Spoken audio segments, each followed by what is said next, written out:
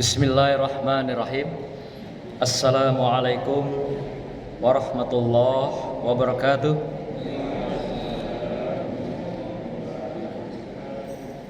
Alhamdulillahirabbil alamin.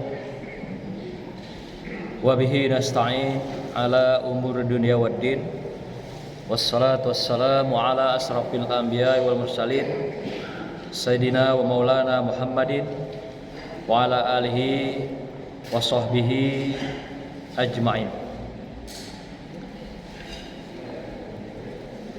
Allahumma salli ala Sayyidina Muhammad wa ala alihi wa sahbihi wa barik sallim. Hadirin yang dimuliakan Allah, Tuan Guru, para ustadz, ustazah, dan para jamaah yang kami muliakan, para santri santriyah yang berbahagia. Kembali kita akan melanjutkan tadabbur kita, pengajian kita Selasa malam Rabu. Khusus pada malam ini adalah kita membahas tentang akhlak, yaitu Rasulullah. Malam ini kita akan membahas tentang akhlak tolong menolong. Sebelum kita melaksanakan pengajian kita, marilah kita bersalawat sekaligus memohon agar kita diberikan wasilah sapaan Rasulullah, karena kita akan mengkaji tentang akhlak beliau pada malam hari ini. Semoga kita diberikan wasilah dan syafaatnya, baik ketika kita mengkaji tentang akhlak beliau, dan juga semoga kita diberikan jalan keselamatan dengan syafaatnya di yaumil akhir kelak. Mari kita berselawat sama-sama dengan selawat yang sudah biasa kita bacakan. Marhaban ya Nabi, salam alaika. Marhaban ya Rasul, salam alaika. Marhaban ya Habib, salam alaika. Marhaban salawatullah alaika. Marhaban ya Nabi, salam alaika. Marhaban ya Rasul, salam alaika. Marhaban ya Habib, salam alaika. Marhaban salawatullah alaika. An-Nabi sallu alaih, salawatullah alaih. Wa yanalul barakah kullu man shalla alaih, kullu man shalla alaih. Marhaban ya Nabi, salam alaika. Marhaban ya Rasul, salam alaika. Marhaban ya Habib, salam alaika. Marhaban salawatullah alaika. Sallu alaihi. Hadirin yang dimuliakan Allah, wabil khusus anak-anak santri yang berbahagia. Kembali kita melanjutkan kajian kita malam hari ini, yaitu tentang akhlak Rasulullah, akhlakul karimah, yang berkenaan dengan tolong menolong atau akhlak tolong menolong. Kita tahu bahwa akhlak itu adalah sesuatu yang sudah menetap dalam diri setiap orang.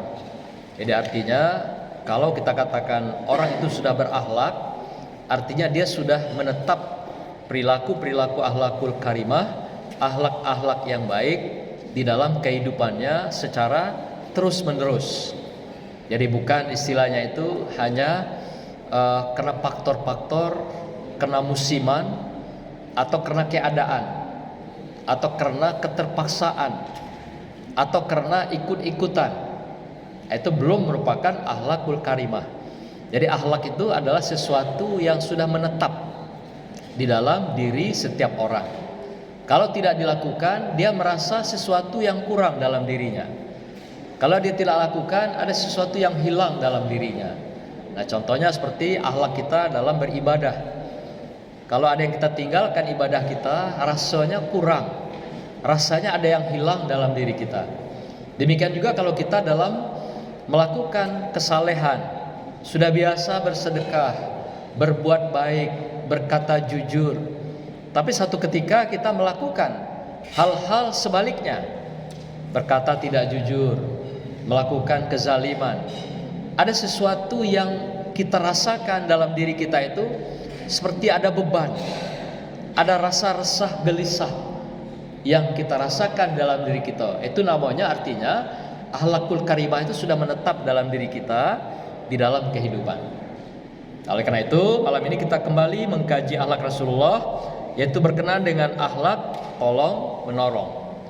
Dalam Islam banyak sekali kenyataan akhlak yang berkenaan tolong menolong ini hari-hari ini mulai tercederakan, mulai terpinggirkan. Kenapa Bapak Ibu sekalian? Karena kita sudah makin masuk dunia yang canggih, dunia yang katanya sudah serba modern, dunia yang katanya sudah masuk dalam kehidupan globalisasi, yang juga dikenal dengan ada istilahnya perubahan besar dalam alam teknologi industri. Ada yang mengatakan hari ini sudah masuk dalam teknologi 5.0. Jadi artinya hari ini itu adalah puncak-puncak peradaban teknologi manusia. Dengan orang masuk dalam dunia teknologi ini, secara tidak langsung orang sudah berada dalam kehidupan modern. Begitu katanya. Tetapi apa yang terjadi dengan kehidupan modern yang dilandasi oleh teknologi ini, orang kehilangan nilai-nilai kemanusiaannya. Apa diantaranya nilai-nilai kemanusiaan yang hilang itu? Adalah silaturahim dan hubungan-hubungan kekerabatan kemanusiaan. Dengan teknologi, orang sudah serba bermain dengan jaringan. Jadi hari ini orang hidup dengan jaringan. Pernah diteliti itu dalam 100 wanita, ditanyakan satu persatu dengan sampelnya. Bu, kalau ibu tuh bangun tidur, apa yang dipegang pertama kali? Apa yang disentuh? Jawabnya apa? Handphone. Lalu kalau mau tidur, Bu, apa yang ibu sentuh sebelum pengantar tidur? Handphone juga.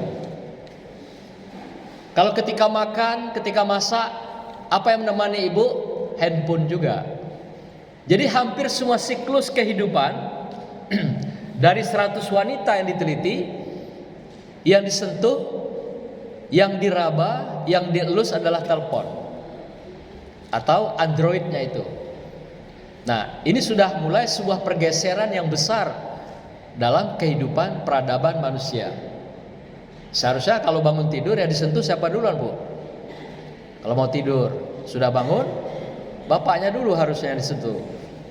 Mau tidur siapa yang disentuh dulu? Suaminya harusnya. Lalu hari-hari siapa? Juga begitu. Tapi apa yang paling utama dikedepankan di era modern? Semuanya yang dikedepankan adalah serba Android. Nah, tapi ibu-ibu di sini mungkin tidak ada lah ya. Ibu yang di negeri sana mungkin ya. Ya Pak ya. Terbukti tidak Pak ya? Ibu sini tidak ada ya. Nanti dibuktikan Bapak di rumah ya. Mau tidur apakah dia handphone duluan apa ngelus Bapak dulu gitu. Atau bangun tidur apakah megang handphonenya dulu atau ngelus bapaknya suruh bangun gitu ya. Coba nanti ya bapak-bapak dicek di rumah ibu-ibunya dari 100 wanita. Tapi mudah-mudahan tidak ada ibu-ibu kita di sini yang masuk dalam dunia globalisasi seperti ini. perubahan teknologi, perubahan budaya, dan merubah gaya hidup seseorang. Sehingga dengan demikian, hal-hal yang berkenaan dengan hubungan kekerabatan, silaturahim, tolong menolong, otomatis akan makin melemah, akan makin menjauh, bahkan juga akan semakin menghilang dalam kehidupan manusia. Nah, itu katanya yang peradaban budaya modern manusia hari ini. Padahal kemodernan itu menurut pakarnya, yaitu namanya Bauman, modern itu adalah perubahan yang arahnya lebih baik, lebih elok, lebih manusiawi, dan lebih beretika gitu. Jadi kalau perubahan ke arah yang lebih negatif, yang lebih mengantarkan manusia hilang peradaban manusianya, itu bukan modern, kata Bauman. Jadi modern itu perubahan ke arah kemajuan, kebaikan, dan juga menjadi orang-orang yang lebih berbudaya. Itulah seharusnya kemodernan itu. Nah, kemodernan ini sekarang terbalik. Ya, budayanya sudah berubah ke budaya yang justru bukan budaya kemanusiaan, tapi sudah menjadi budaya-budaya yang bukan manusia, atau sebaliknya, budaya kehewanan, budaya kebinatangan misalnya gitu. Pakaian misalnya, demikian juga perilaku. Inilah yang ditampilkan sebagai kebanggaan manusia modern, yang justru menghilangkan kemanusiaan, silaturahim, dan konsep hidup tolong menolong di dalam perilaku kehidupan masyarakat sehari-hari. Nah, kemudian ada lagi yang kedua yang hilang. Apa itu? Adalah manusia menjadi semakin kikir. Kalau dalam istilah manajemen, teori manajemen itu namanya kikir, itu adalah orang itu makin efektif, ya, menahan dirinya, menahan hartanya, menahan berbagai materinya untuk tidak dikeluarkan di luar dari hal-hal yang tidak menguntungkan. Jadi kalau tidak menguntungkan, tidak memberikan profit, tidak dikeluarkan. Tentu berbeda dengan konsep Islam yang kita kenal dengan sedekah. Dalam konsep sedekah tidak ada istilah dikeluarkan atau tidak, yang menguntungkan atau tidak, tidak. Tapi sedekah adalah setiap rezeki yang kamu terima, ada hak orang lain yang meminta dan atau membutuhkan. Ini konsepnya. Wa fi amwalihim haqqul lisaili wal mahrum. Setiap rezeki yang kamu terima itu ada hak-hak orang lain yang meminta atau membutuhkan di lingkungan kamu, atau juga di kawasan tempat tinggal kamu, atau juga di dalam keluarga kamu sendiri gitu. Nah, tetapi apa yang terjadi? Perubahan gaya hidup modern yang kata sekarang ini, justru manusia dengan efektif itu menjadi bakhil. Bakhil itu adalah pelit, kikir. Bakhil, kikir itu beda dengan konsep hemat atau irit. Beda, ya. Kalau kikir, bakhil itu adalah penyakit psikologis kejiwaan seseorang yang tidak mau saling tolong menolong, berbagi dengan orang lain. Itu namanya bakhil. Jadi kalau kata Rasulullah, orang bakhil itu penyakit, sebenarnya penyakit batin. Jadi dia merasa ini kan usaha saya sendiri, ini kan hasil keringat saya sendiri, ngapain saya keluarkan untuk orang lain? Ngapain saya harus memberi bantuan pada orang lain? Ini kan atas usaha saya sendiri. Jadi dimensi Allah, posisi Allah di dalam usaha dia itu, ikhtiar dia itu, dia hilangkan. Jadi itu semata-mata adalah usaha dia, dari hasil pekerjaan dia, sehingga dia mendapatkan rezeki dari tetes keringat yang dia lakukan itu. Dia lupakan bahwa rezeki itu dari Allah Subhanahu wa ta'ala. Jadi seakan-akan dia dengan pekerjaan lalu dapat hasil, hanya itu saja dalam putaran kehidupannya. Tapi dia lupakan bahwa rezeki itu adalah dari Allah. Maka Allah ingatkan bahwa orang-orang yang bakhil seperti ini, Allah ingatkan dengan cara-cara dia. Dengan apakah diberikan peringatan sakit, ujian kemalangan, ujian dalam bentuk musibah, kemalangan dalam bentuk kerugian, dan sebagainya. Sampailah kepada pribadi-pribadi yang belajar pun kadang-kadang diberikan ujian, susah dia menghafal, susah dia mengikuti pelajaran. Itu termasuk ujian bagi orang-orang yang bakhil, yang tidak mau mengeluarkan hak-hak orang lain yang ada di dalam dirinya. Padahal Allah minta setiap rezeki yang kita terima, kalau nggak cukup zakatnya, ya nisabnya nggak cukup, keluarkan sedekah. Yang diatur dalam Islam cukup 2,5%. Dan tidak boleh kita menjadi orang yang bakhil di dalam kehidupan ini. Nah, Rasulullah mengatakan dalam hadisnya, mengapa manusia itu bisa bakhil, tidak mau saling tolong menolong, berbagi dengan orang lain. Kata Rasulullah adalah karena manusia itu hubbud dunya wa karahyatul maut. Manusia itu hubbud dunya, terlalu berlebihan mencintai dunia, berupa hartanya, materinya, keluarganya, istri dan anak-anaknya, semua apapun materi dunia ini terlalu berlebihan dicintai, sehingga malas melepaskan, malas meninggalkan, apalagi mau berbagi kepada orang lain. Jadi timbul penyakit batin. Karena yang muncul apa? Ini usaha saya sendiri, ini adalah sebagai ikhtiar saya, ngapain saya harus mengeluarkan. Nah, inilah sikap akhlak orang yang hubud dunia, yang sangat mencintai dunia secara seutuhnya. Padahal nanti ketika dia di-stop oleh Allah, napasnya, langkahnya, tidak ada lagi yang dia bawa, tidak ada lagi yang akan dikemas untuk dikirim ke kuburan, gak ada. Yang dibawa pakai trepel ke kuburan, tidak ada. Yang dikirim pakai tiki JNE ke kuburan, tidak ada. Kecuali yang kita keluarkan itu, yang menjadi amal soleh kita, amal ibadah kita, itulah yang kita bawa, yang sudah kita lakukan, sudah kita perbuat.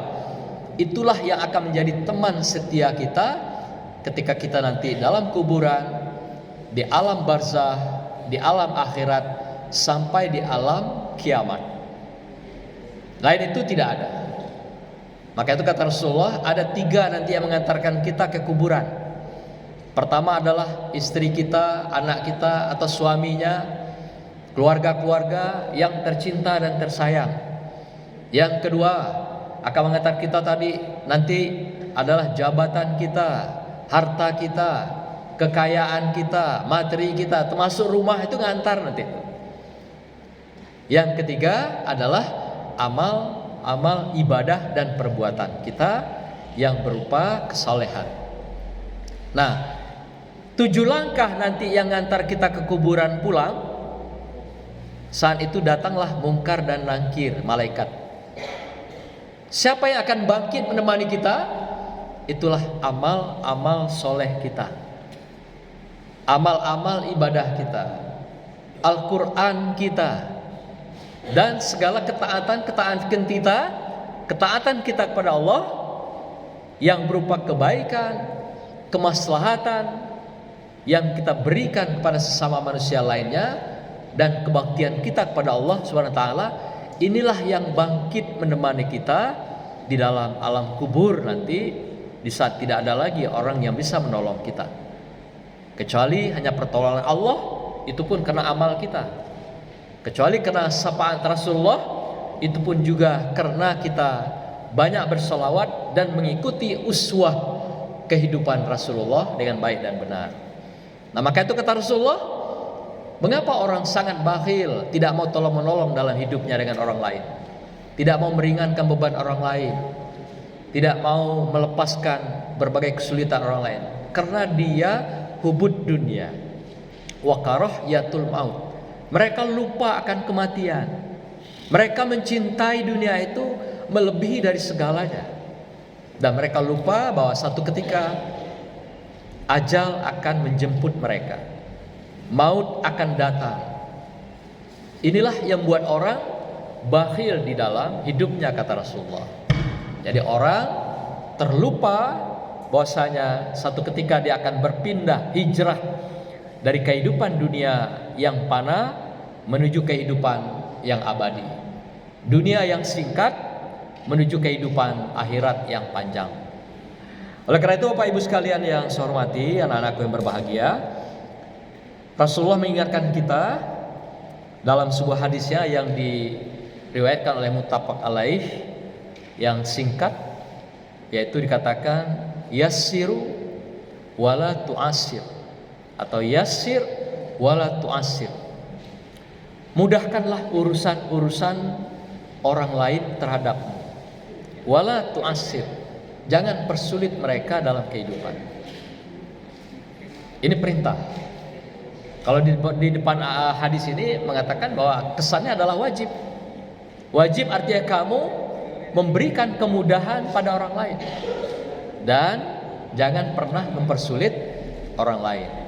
Nah, demikian juga dikatakan tubassiru. Tubassiru artinya berilah kabar-kabar yang menyenangkan kepada orang lain. Dan kabar-kabar itu yang membahagiakan, membuat orang bahagia, membuat orang tentram. Jadi jangan sebarkan hal-hal yang sebaliknya, yang menimbulkan kekacauan, kegaduhan, dan berbagai hal yang menimbulkan berbagai konflik serta adu domba. Atau dengan kata lain, jangan sampai kita hidup ini menyebarkan virus ghibah. Ghibah itu sama dengan kita menyebarkan hal-hal yang tidak baik dalam kehidupan. Itu dilarang oleh Allah SWT. Maka itu di ghibah itu katakan gosip, intrik, fitnah, dan adu domba. Nah itu virus itu. Jadi kalau hobinya orang menyebarkan virus ghibah ini, itu penyakit itu. Penyakit juga dalam kehidupannya. Padahal Rasulullah sudah katakan, permudahkan urusan orang lain padamu, jangan dipersulit. Berilah kabar berita yang menyenangkan, yang membanggakan, dan membahagiakan orang lain. Jangan menakut-nakuti mereka. Jangan hal-hal yang sifatnya meremehkan mereka. Jangan merendahkan kehidupan mereka. Inilah yang dipesankan Rasulullah dalam hadisnya yang kita kenal dengan muttafaq alaih itu. Hadis muttafaq alaih itu adalah hadis tertinggi di dalam kedudukan hadis. Artinya semua perawi hadis mendukung pandangan pendapat yang sama terhadap kehidupan atau akhlak tentang tolong menolong ini. Bapak Ibu sekalian yang berbahagia, dalam hadis yang lain juga banyak sekali bahwa orang-orang yang melakukan kehidupan menipu, bakhil kata Rasulullah. Kemudian juga orang-orang yang tidak benar dalam mengurus harta bendanya, yang tadi menjadi bakhil, maka kata Rasulullah apa? Tidak akan masuk surga. Arti kalau surga di sini tidak akan masuk sebuah suasana kesenangan. Jadi orang bakhil itu justru bukan membuat dia senang, tapi malah membuat dia resah gelisah kata Rasulullah.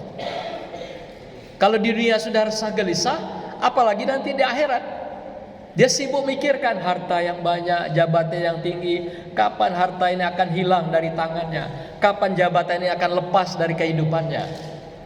Sehingga orang tidak pernah berhenti mengejar, berlari, mencari dan mencari harta dan jabatan itu. Sehingga mereka terlupa dalam kehidupan ini bahwa ada saatnya nanti mereka akan berhenti, dan itu dihentikan langkahnya, napasnya oleh Allah SWT. Maka itu mereka yang hidupnya kerjanya bakhil, nipu sana nipu sini, dan tidak benar ngurus harta bendanya itu, kata Rasulullah, tidak akan mencium surga, tidak akan masuk surganya Allah. Masya Allah, na'udzubillahi min zalik. Ini hadis yang diriwayatkan oleh Tirmizi. Bapak Ibu sekalian yang berbahagia, dari konsep tentang akhlak yang tolong menolong ini, tentu saja kita kenal konsepnya adalah ta'awun. Ta'awun itu adalah tolong menolong yang dilakukan oleh antar manusia, yang didorong oleh atas dasar keikhlasan. Ini konsepnya akhlakul karimah, tolong menolong itu. Kan ada juga tolong menolong itu karena mengharapkan sesuatu, atau memberi sesuatu pada seseorang, sekelompok orang, karena mengharapkan sesuatu. Apakah dipuja-puji, apakah dimuliakan, apakah dihormati. Apakah itu yang dimaksud tolong menolong diminta oleh Allah ini dalam konteks ini? Tidak. Yang diminta oleh Allah adalah tolong menolong dalam keikhlasan. Nah, kalau ada istilah tolong menolong, ta'awanu, tolong itu artinya kita memberikan dulu pada orang lain. Tolong dulu orang lain. Baru kita mendapatkan pertolongan dari orang lain. Jadi harusnya kita dulu mengulurkan tangan, baru kita mendapat uluran tangan yang sama dari orang lain. Begitu konsepnya Allah berikan pada kita.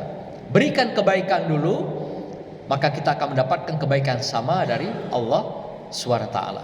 Sebaliknya, maka itu ada namanya istilahnya amal jariah. Amal yang kita lakukan, ibadah kita lakukan, kebaikan akan turun-temurun Bapak Ibu sekalian. Sepanjang orang menikmati kebaikan yang kita berikan itu, maka dia akan terus mengalir. Misal Bapak Ibu mengajarkan sebuah surat Al-Ikhlas misalnya, Qul huwallahu ahad, cukup satu ayat itu. Tapi ayat itu dipakai oleh orang yang bersangkutan. Gara-gara kita memberikan sepotong ayat itu, dia gunakan sepanjang hidupnya. Dan itu akan mengalir sepanjang ayat itu dia gunakan, sampai kapanpun kita mendapatkan padilah dari ayat yang kita ajarkan itu. Bayangkan hanya berapa huruf itu? Qul huwallahu ahad, hanya sekitar 9 huruf. Apalagi kalau satu surat, apalagi kalau satu juz. Dan yang kita ajarkan itu diajarkan lagi pada yang lain, yang lain ngajarkan lagi pada yang lain. Nah, itu namanya amal jariah yang terus mengalir. Ya, amal jariah yang terus tidak akan berhenti.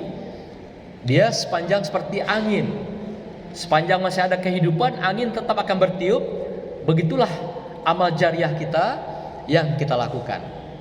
Dan sebaliknya, ada lagi namanya dosa jariah. Jadi jangan dikira kebaikan saja yang akan mengalirkan kebaikan-kebaikan pada kita. Ilmu-ilmu yang baik itu akan mengalir pada kita. Tapi juga perbuatan-perbuatan jahat yang kita ajarkan pada orang lain, itu pun mengalir. Kalau yang kita ajarkan itu diajarkan lagi pada orang lain, nah turun-temurun. Ya, selagi kejahatan yang kita ajarkan itu dipakai orang lain, selagi kezaliman yang kita lakukan itu dipakai orang lain dan turun lagi sampai berikutnya, maka itu akan menjadi dosa jariah dalam kehidupan kita. Begitulah Bapak Ibu sekalian, konsekuensi dalam kehidupan kita yang istilahnya tadi kita melakukan tolong menolong, apakah dalam kebaikan atau sebaliknya akhlak dalam bentuk mazmumah, yaitu akhlak yang tentunya tercela dalam kehidupan. Jadi ada akhlakul karimah, ada akhlakul mazmumah. Akhlakul karimah akan melahirkan perilaku baik, dan apa yang kita lakukan akan mengalir sepanjang kehidupan kita. Seperti halnya tadi tolong menolong, membantu sekecil apapun, tapi dengan keikhlasan, itu justru yang sampai kepada Allah Subhanahu wa taala. Membantu sekian banyak, ya, sampai bermobil-mobil misalnya, bertruk-truk, tapi hanya untuk sebuah pencitraan, nggak akan pernah sampai kepada Allah Subhanahu wa taala. Maka itu ta'awanu yang dikatakan sini adalah ta'awanu yang didasarkan pada keikhlasan.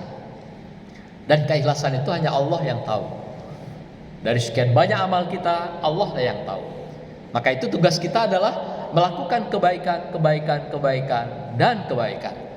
Maka itu dalam surah Al-Maidah ayat 2 dikatakan, wa ta'awanu 'alal birri wat taqwa wa la ta'awanu 'alal ismi wal udwan. Bertolong-tolonglah kamu atau tolong menolonglah kamu dalam hal mengerjakan kebaikan dan dalam keadaan takwa atau dengan takwa.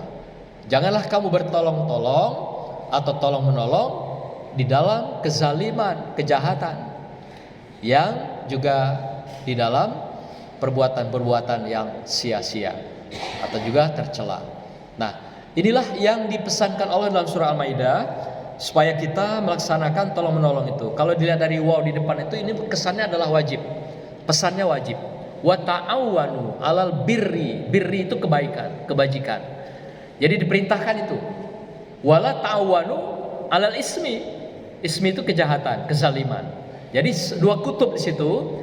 yang jelas diminta kita melakukan bertolong-tolong dalam kebaikan dan menghindari bertolong-tolongan dalam kejahatan. Kenapa? Karena tadi kalau setiap kebaikan akan mengalir menjadi kebaikan atau amal jariah. Kalau kejahatan akan mengalir menjadi kejahatan, dosa jariah. Nah, maka itu bahkan pada beberapa informasi yang kita dapat, Bapak Ibu yang hobi misalnya posting gambar, ya, gambar ditampilkan itu nggak pakai jilbab, dengan make up yang norak, dengan bajunya rok silapan. Rok silapan itu rok singkat berbelah di depan.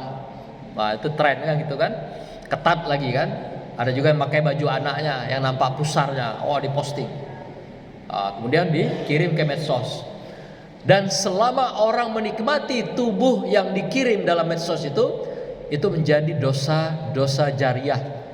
Kalaupun dia mati saat itu, selagi foto itu yang diposting masih nempel di medsos, selama itulah dosa jariahnya mengalir di sepanjang hidupnya sampai dia mati. Nah, Pak Ibu hati-hati yang posting gambar, ya. Jadi kirimlah gambar-gambar yang normatif saja, yang normal-normal saja. Gambar sedang ngaji mungkin elok, atau video sedang ngaji sehingga orang bisa mengikuti kebaikan kesolehan kita. Jangan yang aneh-aneh, yang unik-unik itu. Dan itu akan menjadi dosa jariah Bapak Ibu sekalian kalau kita memposting yang negatif di media sosial. Jadi hari ini sangat mudah orang bisa beribadah dan melakukan kebaikan, tapi juga sangat mudah dan gampang orang melakukan kejahatan dengan posting aja. Ya, kadang-kadang kita menerima pesan tidak jelas sumbernya, atau kalau kini dikatakan pesan hoax, tanpa dilihat, tanpa dibaca langsung posting lagi. Padahal itu beritanya adalah berupa fitnah, adu domba, yang berupa caci maki dan sebagainya. Yang tujuannya adalah boleh jadi misalnya atau istilah kampanye hitam. Kalau bahasa politik itu namanya black campaign, ya. Untuk menjatuhkan nama orang, menjatuhkan citra orang, menjatuhkan berbagai kemuliaan orang lain sehingga dijelek-jelekan, diposting mulai subuh sampai subuh lagi. Ada yang tidak tidur malam-malamnya sibuk memposting punya orang. Kerjanya adalah mengirim dosa jariah. Hati-hati ya Pak Ibu. Jadi jangan termakan dengan berbagai media sosial murahan seperti itu. Dan itu akan menjadi dosa jariah kita. Itu bukan tolong menolong itu, ya. Justru itu adalah zalim menzalimi. Justru jahat menjahati. Itu dilarang tadi, wala ta'awanu alal ismi wal udwan. Jangan kamu melakukan tolong menolong di dalam ismi, kejahatan-kejahatan yang dapat membuat orang lain menjadi tercederai gara-gara kita. Nah, ini artinya yang dikatakan tadi surah Al-Maidah, dilarang kita melakukan tolong menolong dalam kejahatan atau kezaliman. Nah, kemudian juga dalam sebuah hadis dikatakan oleh Rasulullah SAW, bahwasanya sesungguhnya Allah akan selalu menolong orang yang selalu menolong orang lain. Jadi setiap apa yang kita ulurkan kebaikan pada orang lain, itu langsung kontan Allah akan ganti kepada kita. Apa yang kita ulurkan, kebaikan tangan kita kah, pemikiran kita kah, lisan kita kah, pemberian kita kah, sekecil apapun, sepanjang kita menolong orang lain, Allah akan tolong kita dalam kehidupan kita. Jadi sampai kapanpun. Nah, maka itu jadilah kita orang yang ta'awun, yaitu orang yang selalu tolong menolong dalam kehidupan. Jadi tolong dulu, ulurkan tangan dulu Bapak Ibu sekalian, barulah kita akan ditolong. Allah akan menolong kita melalui pintu-pintu hambanya yang lain. Kita tidak tahu dari mana sumbernya, dari siapa dan kapan, itu Allah yang tahu. Maka itu pastikan ketika kita mengulurkan tangan kita untuk tolong menolong, segera lupakan apa yang sudah kita keluarkan. Segera lupakan apa yang kita tolong pada orang lain. Segera lupakan, tinggalkan, abaikan dalam pikiran kita, dalam ingatan kita terhadap apa yang kita perbuat kebaikan pada orang lain. Inilah secara tidak langsung kita melatih diri kita ikhlas untuk melakukan kebaikan atau juga kemaslahatan dalam kehidupan kita. Karena ada juga kadang-kadang yang sudah melakukan kebaikan, kebaikannya tidak seberapa, tapi ceritanya kemana-mana. Ya, ada dalam kisah sampaikan malaikat pencatat daripada kegiatan atau juga ibadah manusia. Satu ketika si soleh ini bertanya, dia tiap malam melakukan tahajud, sholat ibadah yang berupa apakah taubat, syukur dan sebagainya. Tiap malam dilakukan. Tapi setelah dia melakukan malam hari, pagi hari dia bercerita dengan orang lain apa yang dilakukan pada malam hari itu. Dia sholat, dia ceritakan. Dia berzikir, dia ceritakan. Dia mengaji Al-Quran, menghafal, diceritakan. Lalu suatu ketika dia dihijabkan, dibuka di kesempatan bertemu dengan malaikat ini. Disampaikan bahwa bagaimana dengan keadaan amal jariyah, amal ibadah yang sudah kulakukan. Lalu dibuka oleh malaikat Rakib dan Atid ini dalam buku agendanya, dilihat, amal antum ini, amal engkau ini tidak ada yang tercatat di sini. Nah, sudah sekian puluh tahun tidak ada, dibuka buku itu. Tiap hari lewat semua, tidak ada masuk dalam catatan. Loh, apa sebabnya? Lalu dicari tahu, sebabnya adalah karena apa yang kau lakukan malam hari itu, engkau ceritakan semua dengan orang pada pagi harinya. Ketika dia berzikir, dia malam hari sekian banyak, sekian ribu kali zikir, dia ungkapkan. Dia mengaji berjus-jus malam itu, dia sampaikan pada orang lain. Dia sholat ibadah sepanjang malam, dia sampaikan. Nikmat sekali aku ibadah semalaman, sehingga aku merasakan betul nikmat bisa beribadah menghadap Allah SWT. Ternyata apa yang dia ungkapkan pagi hari itu membuat dia segala ibadahnya itu tidak ikhlas dan menjadi ibadah yang riya, ibadah yang dipamerkan kepada makhluk yang lain.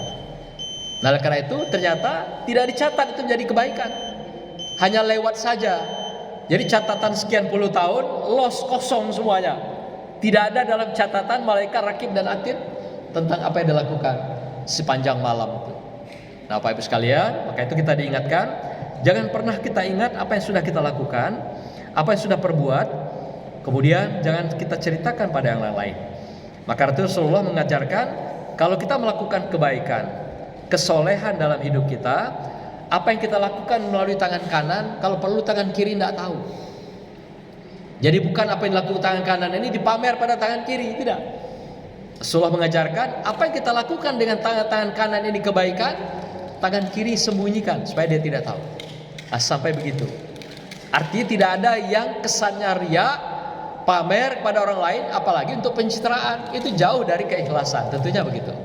Nah, Bapak Ibu sekalian, apakah hikmah ketika kita saling menolong pada orang lain dalam akhlak ini? Muslim dan surah Al-Quran, antaranya Hujurat ayat 10, mengatakan ada 5 hal yang memberikan nilai langsung pada kita ketika kita melakukan kebaikan. Pertama, akan dihilangkan kesedihan dan kesusahan dalam hidup kita. Ini orang yang bertolong-tolongan atau tolong-menolong dalam kehidupan orang lain. Jadi susah, resah, gelisah. Kalau Bapak Ibu merasa ada resah gelisah dalam hidupnya yang tiba-tiba datang tanpa sebab, segera tolong-menolong pada orang lain. Dalam bentuk apa? Minimal sedekah, minimal berbagi kebaikan. Ini menghilangkan kesusahan, berbagai kesedihan di dalam kehidupan Bapak Ibu sekalian. Yang kedua, dikatakan Rasulullah, diberikan kemudahan dari berbagai kesulitan. Jadi kalau kita mengalami kesulitan dalam hidup, segera bertolong-tolongan atau tolong-menolong dalam kehidupan. Bantulah orang lain, bantulah para mereka yang membutuhkan, bantulah duafa, yatim. Apalagi membantu anak-anak kita yang sedang belajar, yang sedang menuju Allah, Ibnus Sabil, yang sedang fisabilillah, berjuang di jalan Allah dengan belajar, mengaji, apalagi menghafal Al-Quran. Ini semua akan membantu kita melepaskan dari kesulitan-kesulitan di dalam kehidupan kita. Yang ketiga, Allah tutup aibnya di dunia dan akhirat. Jadi kalau kita nanti ditakdirkan ada yang kejelekan, keburukan, insya Allah dengan kita tolong menolong, berbagi dengan orang lain, akan ditutupi oleh Allah Subhanahu wa taala kehidupan kita di dunia dan di akhirat. Aibnya ditutupin. Jadi yang nampak elok-eloknya Bapak Ibu sekalian. Nah, inilah yang jadi hikmah.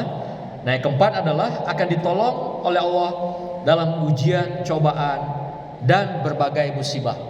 Dengan kita bertolong-tolongan atau tolong menolong, membagi atau juga berbagi, saling peduli dengan lingkungan, apakah juga dengan bersedekah, kita akan ditolong oleh Allah dalam hal ujian-ujian dunia, cobaan-cobaan dunia, dan berbagai musibah yang akan datang kepada kita akan diberi tameng oleh Allah dalam kehidupan kita. Kalau kita sekiranya akan dapat bala, insya Allah ditameng oleh Allah, bala itu tidak akan menimpa diri kita dan keluarga kita. Nah, terakhir Allah berikan di dalam surah Hujurat tadi ayat 10, Allah berikan, turunkan rahmatnya. Rahmat itu ada Rahman dan Rahim. Kasih sayang Allah, cintanya Allah, baik itu rezeki, kesehatan, kenikmatan, anugerah karunia, akan Allah berikan pada kita seutuhnya, akan diberikan pada kita sebanyak-banyaknya. Karena orang yang tolong menolong, artinya dia adalah juga orang yang syukur nikmat. Orang yang tolong menolong artinya juga adalah itu cermin daripada keimanan seseorang. Nah, demikian Bapak Ibu sekalian, semoga kita semua diberikan dibuka hati kita, keikhlasan kita untuk saling tolong menolong terhadap sesama kita, baik orang yang membutuhkan ataupun meminta-minta, dan mereka yang sedang berada dalam kesulitan, kemalangan, musibah, dan di dalam berbagai problem-problem kehidupan lainnya. Bertolong-tolonganlah dalam kebaikan. Dengan demikian kita juga akan ditolong oleh Allah Subhanahu wa taala di sepanjang hidup kita, sampai nanti di akhirat kita ditolong oleh Allah Subhanahu wa taala. Demikianlah, subhanakallahumma wa bihamdika, astaghfiruka wa atubu ilaik. Wassalamualaikum warahmatullahi wabarakatuh.